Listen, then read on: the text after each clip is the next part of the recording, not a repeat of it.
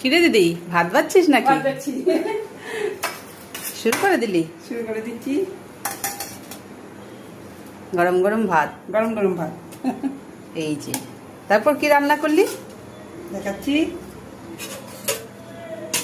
Tomato দিয়ে ডাল, মুগ ডাল, মুগের ডাল, তাই তো? হ্যাঁ। টমেটো দিয়ে। এই যে। আচ্ছা, তারপর? তারপর আজকে দেখাচ্ছি ভালো জিনিস। এই যে বাঁধাকপি, বাদাম দিয়েছিস না? আলু দিয়ে, আলু দিয়ে। ও, কি সুন্দর হয়েছে। ঘি দিয়েছি।